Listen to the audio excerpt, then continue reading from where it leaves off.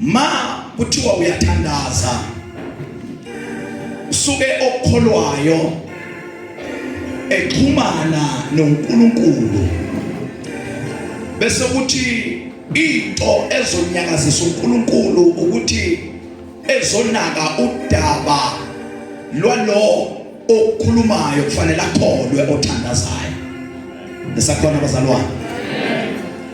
So now ma kuke kwathandazwa abasezulwini bane mandate ukuthi bathule balalele ukuze bazoxhumana nalothandazayo. Hallelujah.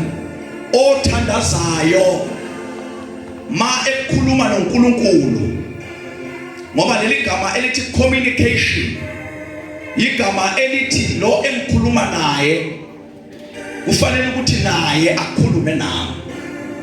Shothi ke umthandazo ukuxoxa phakathi kokholwayo enoNkulunkulu manibonge igama lika Jesu.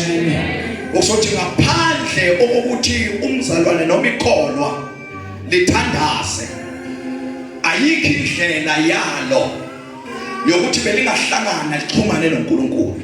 Amen.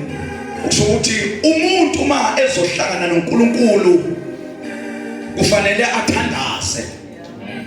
Noma ke mhlawumbe ma uNkulunkulu ezonaka udaba lwakho kufanele ukuthi lunakwe uthandazile.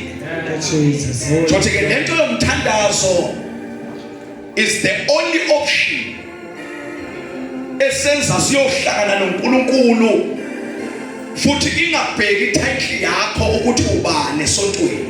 Amen. Ingabheki title yakho ukuthi ubani emphakathini. Waqala nje wathandaza kunezinto ezinyakazayo ezulwini kuyathulwa kulalele ukuthi uthini bese nabo abasezulwini ba respond ngoba aba respond abasezulwini kungakathandazwa. So umthandazo ophendulwayo ngumthandazo othandaziwe. Kunemthandazo engaphendulwa ngoba imthandazo engathandazwanga. Le mthandazo le ayiphendulwa ngoba lo thandazayo akathandazi. Kodwa imthandazo ephendulwayo imthandazo ethandazwayo.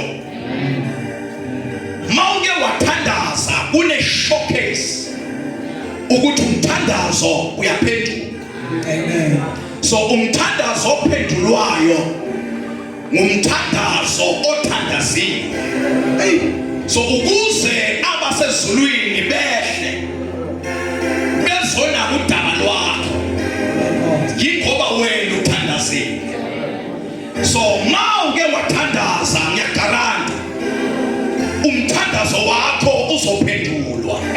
Jehova mhlambe nje ngaba is a matter of time kodwa wona uzophendulwa. So that is why Apostle Paul athi mani thandaza thandazani ningayeki ngoba into ezokwenza abasezulwini banyakaze umuntu othandazayo. Bathi belela abanye athabulaleki ngoba kunento equbukayo kuqubuka into yomthandazo.